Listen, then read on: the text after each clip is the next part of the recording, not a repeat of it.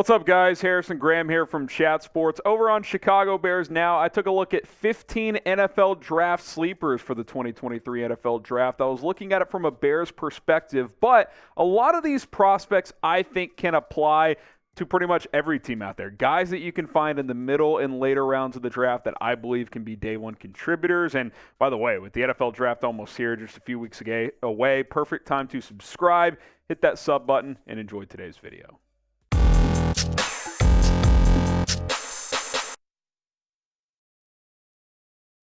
Today's episode of Chicago Bears Now is presented by Manscaped. You can get 20% off plus free shipping when you go to manscaped.com. Use promo code BEARS20 to get 20% off plus free shipping. All their men's grooming products, the best that are out there.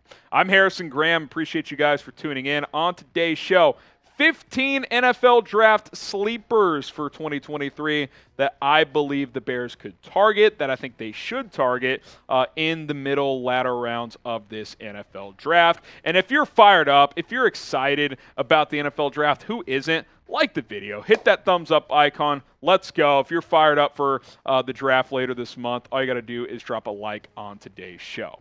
All right, let's get to it here. Bears draft sleepers, a player I like a ton. Bryce Ford-Wheaton, West Virginia wide receiver. I don't want people to have PTSD from Kevin White, but again, Kevin White went top 10. You can get Bryce Ford-Wheaton probably in the 4th round. You're going to see a lot of these photos. They come from MathBomb. I suggest you follow him on Twitter at MathBomb. Relative athletic score. Green is excellent. Yellow is good. Red is bad. No red there. His relative athletic score, 9.98 out of 10. That is flawless. That's almost a perfect maxed out score. Ran a sub 4.40. His agility stuff was good as well. He's 6'3", 221. He's kind of just like a poor man's Quentin Johnston with more speed that you can get in the 4th round. His biggest issue is drops. He has untimely drops, but if he can clean that up, I think this guy has starting potential in the National Football League.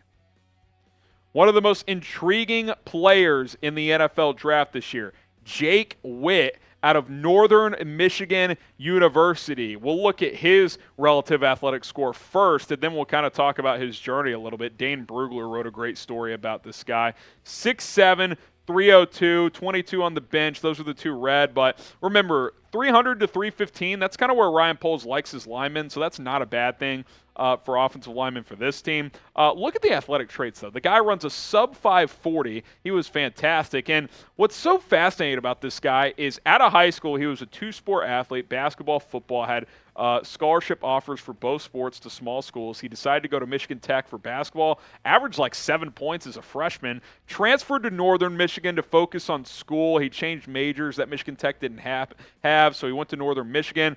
Got the itch, as Brugler decided, or kind of quoted in his article, to play football again. Joined the Northern Michigan team as a tight end. He was forced to switch to offensive tackle mid-game in 2021 against apparently the best defensive line in Division II. Did not give up a single sack or pressure in that game. Played the rest of that season at offensive tackle, I think right tackle. Then flipped to left for his senior year, put on 20 pounds to get up to about 285. Now he's 302. This guy is obviously very raw, is still learning the position, but he is an athletic freak. And like late in the draft, he's expected to get drafted. This is the type of athlete that I could see Ryan Poles taking a chance on. Next up is Dee Winters, the TCU linebacker. Had to get at least one Horned Frog in here. But in all seriousness, I think he could be a day one contributor. Obviously, the Bears loaded up a bit at linebacker in free agency with Tremaine Edmonds and also TJ Edwards. But Dee Winters, I think, would be a steal on day 3. 14 and a half tackles for loss. TCU used him as a blitzing backer in his final year of college. 7.5 sacks, had a couple breakups, had a pick 6 against Michigan in the Fiesta Bowl, for those of you who remember that game. And he's very fast. 4.49 40, tied for 4th among linebackers. I think he would contribute on special teams right away. He could be like a 4th linebacker as a rookie behind Edmonds, Edwards, and Sanborn. He could be that 4th guy. I like Winters quite a bit. I think 5th, 6th round, he makes a lot of sense. Cory Trice, we've talked about him before. We've taken him on a couple of mock drafts. The Purdue corner who's been moving up boards. He could sneak into the 3rd round, but I think the 4th round is probably the sweet spot for him. Really broke out his senior year at Purdue. 5-year college player. Kind of took him a while to figure things out, but had 2 picks, had 10 breakups this past season, played well for the Boilermakers there in the Big Ten. You look at his relative athletic score here from Math Bomb. A lot of green, some yellow. His 20-yard split was the only below average time there, but even that yellow 40, still a 4.47 at 6'3", 206. That's really good. The traits are there. The agility, which is even just as much, if not more important than straight line speed for corners, that checks out in an elite category. Vertical jump almost 40 inches, broad jump over 11 feet. I mean, this guy's a freak athlete. He's long, he's fast, and he's got ball skills. This guy could be a starting corner here in a couple of years. Charlie Jones sticking with Purdue. I know you guys like him quite a bit, the wide receiver. Really good production this year after transferring from Iowa. You know, he's not the biggest guy, right? Like, that's where his red rating is here. 5'11", 175. You'd like to see him bulk up a little bit, but good speed, 4.43 in the 40, good in the agility, just a smart player too. Knows how to get open, has special teams value if you want to use him as a return man. Good athlete. I think Charlie Jones late in the draft could be a fun player. Do the Bears need another wide receiver? What do you guys think? Type Y for yes, type N for no. They could probably get by with what they have, but I do think they'll draft at least one at some point in the NFL draft. Y for yes, N for no. Do you think the Bears need another wide receiver? Well, you may say no to that question, but you'll say yes to Manscaped because they have the best men's grooming products. Breaking news, they have launched beard products in the last couple of months. It's time to tame your mane with the Beard Hedger Pro Kit. The sun is peeking back out, which means you'll have to show your face in the daylight once again. So use this kit to make sure that scruff looks award-winning, whether you got the glorious beard flow or not. Time to clean it up with the Beard Hedger Pro Kit. This kit starts off with the Beard Hedger, a waterproof cordless trimmer with a rotary wheel that gives you 20, yes, count them, 20 hair cutting links, all with one guard. No more messy drawers full of add-ons and connectors there. Comes with titanium coated T-blades that are tough on hair but smooth on your face. It's going to lead to single stroke efficiency. The Beard Hedger is a high-tech piece of art in a travel-sized package with a long-lasting battery, universal charging, and a strong motor. Check it out. 20% off with code BEARS20 when you go to manscaped.com. The full kit comes with beard balm, oil, shampoo, conditioner, scissors. You got the comb, the hedger itself. It's fantastic. I can't wait to trim things up soon in the next couple of weeks. Promo code BEARS20, manscaped.com. That link and promo code in the description and comments of this video. Let's keep it rolling with our draft sleepers. Dante Stills, West Virginia defensive lineman. He didn't test great. We know polls and Flus value the athletic testing, but very, very productive college player. 137 tackles. He played kind of all over the defensive line there. He's a bit of a tweener, 3-tech edge type, 24.5 career sacks, 53 tackles for loss, 5 forced fumbles. This guy was a game wrecker in the Big 12. Now, again, average athlete, great production. He's got a high motor, which I think on day 3, you want one of two things on day 3. You want guys with proven production or guys who have athletic traits that just haven't put it all together. He's more of the former, like he's produced. Is he a good enough athlete in the NFL? I think he can be a rotation guy. I think on day 3 there's value. Israel Abanikanda, the running back out of Pittsburgh. Listen, this guy has become a phenom in the Chat Sports office. Like, we are all in on Abanikanda here. Really productive year for the Panthers. 1,431 yards for Pitt last year. 20 touchdowns. 20!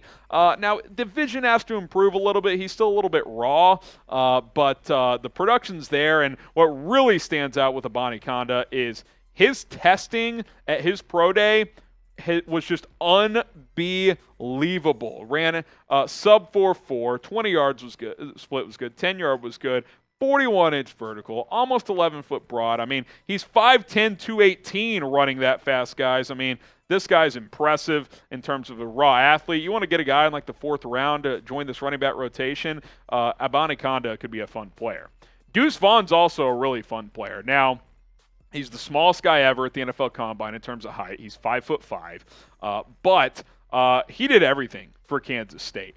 You look at his career for the Wildcats. He did this in 3 seasons, 3,600 rushing yards, 1,300 receiving yards almost, 43 total touchdowns. He's tough as hell. He's not afraid to get, stick his nose in there and grind out some extra yards. He could be a returner for you as well. Catches the ball extremely well. I'm a big Deuce Vaughn guy. He'll never be a 3-down back in the NFL due to his lack of size, but as a 3rd-down back rotation guy, absolutely, this kid can play. Andrew Vorhees, if you remember, he was the offensive lineman out of USC that tore his ACL at the NFL Combine and then proceeded to do 38 reps on the bench press, so you know he's tough as hell and he loves football. That's what this Bears regime wants. And he's a good player, right? I mean, you look at his PFF grades, he actually even graded higher in 2021, so he's put 2 good years of tape together for Southern Cal. Played over 700 snaps, 82 overall grade, good in pass pro, good in run blocking. Obviously, the torn ACL is going to have him dip a little bit. I think he would have been a 2nd, 3rd round guy. Now he's probably 3rd to 5th round, depending on how teams evaluate him. But this is a potential starter that you could get on day 3. Now, you probably have to treat 2023 as a redshirt year. He's probably not going to play this year. But he's an interior guy, so the Bears can afford to do that. You think of Cody Whitehair and Lucas Patrick could both be off this roster this time next year. Well, that's where Vorhees comes into play in 24. He could factor in more that year. So I think this is a guy worth stashing, even for a team like the Bears that want to get guys who can help right away. I think in the 4th or 5th round, I would absolutely take this kid. Would you draft Andrew Vorhees? Type D for draft or P for pass. As long as the medicals check out and it's just a simple ACL tear, guys recover from that no problem these days. So D for draft or P for pass. Zach Harrison as well. He's kind of a defensive tackle edge hybrid. Excuse me. I think he'd play more edge in the NFL. But the Bears have seen him up close, being there near Ohio State. He could be an interesting player on this defensive line. Subscribe to Chicago Bears Now if you want more Bears coverage. The link is below, youtube.com/Bears Now. If you want more draft videos, like not just first-round guys, mock drafts, like we're doing sleepers today, if you want some different type of segments, let us know and subscribe. We'll try to do as many segments as we can before the NFL draft. Juice Scruggs, the Penn State offensive lineman, guard center hybrid, has played both spots at Penn State. Played strictly center most of his last 2 years, and especially this year in 2022. Graded out solid. He's not a perfect prospect, but I do know the Bears have met with him. 896 snaps, over 71 overall grade, 73 pass block, 70 run block per PFF. Like I said, the Bears have met with him, so we know there's some interest there. I think you could draft him this year, and he could just be a backup, kind of treat it as a redshirt year as well. Learn, bulk up a bit, get NFL strength, and then, maybe he's a starting center or guard down the road. Keaton Mitchell, one more running back here out of East Carolina. This guy's fun to watch. He's explosive. You look at his numbers, 7 yards per carry, 7.2, 14 total touchdowns, ran a 4.37 in the 40-yard dash, one of the fastest speeds at the Combine this year. I like that quite a bit. Like, if you're going to wait later in the draft to take it back, I think Mitchell as a home run hitter could be a fun player to draft. He could kind of be a scat back. Like Travis Homer's got that role right now as a special team scat back type. I think Mitchell's got more potential in that role. Zack Kuntz, the Old Dominion tight end who had a really good year in 2021. He started his college career at Penn State, transferred to ODU in 21, put together some big numbers. This year missed a lot of time, only played in 5 games, but you look at his past 2 years of college production. I like Zack Kuntz. That 21 season's impressive, right? 700 yards and 5 touchdowns for a college tight end. Those are some good numbers. He's a good athlete as well. Again, missed some time this year, but that's okay. Nothing severe. I think he could be a guy that, could be a solid tight end 2, tight end 3. I think as a rookie, he'd be a tight end 3 here behind Cole Kmet and Robert Tonyan. But if Tonyan's only here 1 year, then I think by 2024, he could be your number 2 tight end.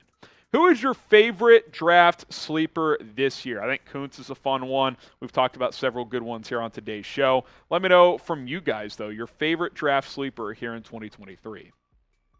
Keondre Coburn's a fun one as well, the nose tackle out of Texas. He would certainly be a one-tech for this defense, 330 pounds, 5-year college player, had the best year of his career at Texas this past year. Gives you a little bit of pass rush ability as well as a bowling ball type, 2.5 sacks last year, 2 forced fumbles, really good run stopper. Again, I think is a deep rotation one-tech. He has some value. And then Wanya Morris out of Oklahoma, who a lot of people thought needed another year of college football, but he has interesting athleticism, intriguing athleticism, I should say. Started his career at Tennessee, did some okay things there, transferred to Oklahoma, graded out pretty well, just played in 9 games last year, but 77 overall, pass block 74, run block 77. I think he's got starting potential at right tackle. I really do. Now, is he ready to start in the NFL as a rookie? I'm not so sure, but, bring him in, let him compete with guys like Larry Borum and Alex Leatherwood for this team's primary swing tackle, and maybe down the road you've run into a starter here. I think he'll probably go between the 3rd and the 5th round somewhere. Intriguing athletic profile. I think he's a name to keep an eye on. Told you guys at the beginning, if you love the NFL draft and if you're excited, hit that like button. Like this video if you're ready for the NFL draft. It's getting closer and closer, and we're going to be live for a lot of it, so can't wait for that either. So hit that thumbs up icon if you're excited for the draft.